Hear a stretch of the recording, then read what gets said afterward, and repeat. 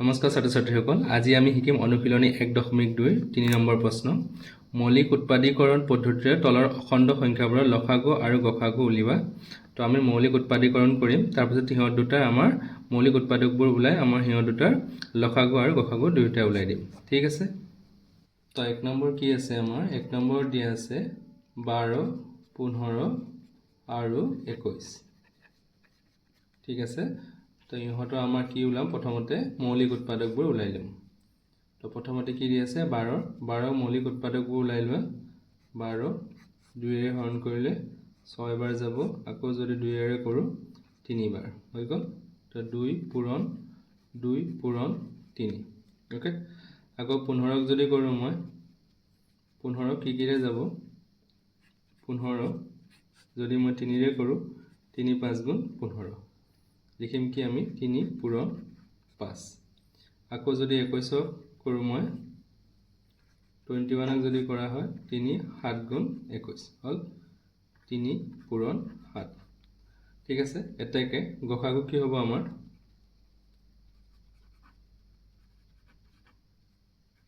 গসাগু সমান তিনিওটাতে মিল থকা সংখ্যা লাগিব, একে একে হ'ব লাগিব। তো 3 আমাৰ তিনিওটাতে আছে আমাৰ 3টো, সো আমি কি লিখিব লাগিব 3।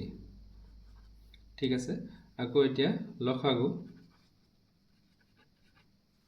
লসাগু কি হ'ব আমাৰ গোটেইকেইটা সংখ্যা হ'ব 2 পূৰণ 2 3 যিহেতু তিনিওটাতে আছে এবাৰ লিখিলে হ'ব পূৰণ 3 আৰু বাকি দুটা সংখ্যা 5 পূৰণ 7। ওকে, এতিয়া আমি ইহঁতৰ পূৰণফল ওলাই দিম। 2 2 গুণ 4 4 3 গুণ 12 12 5 গুণ 60 60 আৰু যদি মই 7 পূৰণ কৰি দিওঁ 7 0 0 7 6 গুণ 42। ঠিক আছে, তেনে এনসাৰ আহিল 422। ইয়ে উত্তৰ। 2 নম্বৰ দিয়া আছে 17 23 আৰু 29। ঠিক আছে, সলিউশনত লিখিম আমি 17 যেহেতু এটা মৌলিক সংখ্যা, তো ইয়াৰ উৎপাদকবোৰ 1 আৰু ই নিজেই হ'ব 17 হ'ব। ঠিক তেনেদৰে 23 এটা মৌলিক সংখ্যা হয়, তো ইয়াৰ মৌলিক উৎপাদকবোৰ আমাৰ 1 আৰু 23 থাকিব। 29 আৰু 1 হ'ব, ইয়াৰ মৌলিক উৎপাদক 1 আৰু 29। এতেকে গসাগু কি হ'ব আমাৰ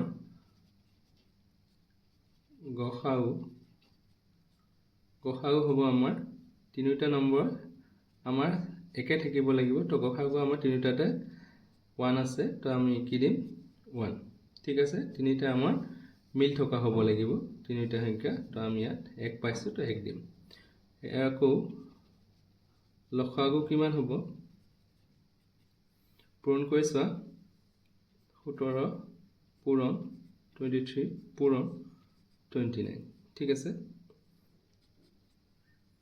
17 পূৰণ 23 কৰিলে কি পাম 1 আৰু ইপিনে 5 14 6 1 3 1 9 3।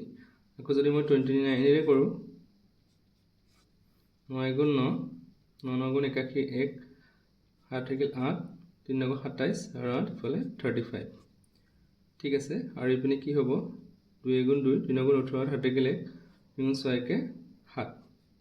ঠিক আছে, ইয়াৰ সম্পূৰ্ণটো কি আহিব 9 3 ইপিনে আহিব তোমাৰ 3 আৰু ইপিনে 11। তো উত্তৰ আহিল কি 1 1 3 3 9।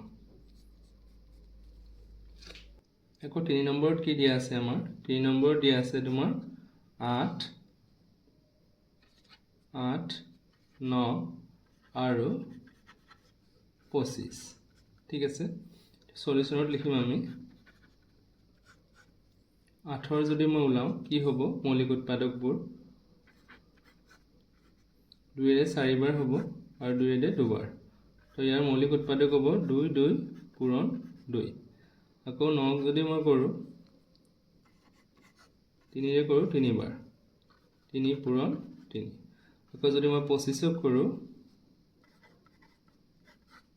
5ৰে 5 গুণ 25। ঠিক আছে, এতেকে গসাগু কি হ'ব আমাৰ গসাগু থাকিব আমাৰ তিনিটা সংখ্যা মিল থাকিব লাগিব তিনিটা কোনোটোতো মিল নাই সো আমাৰ ইয়াতে কি হ'ব গসাগু 1 পাম এটাকে লসাগু কি হ'ব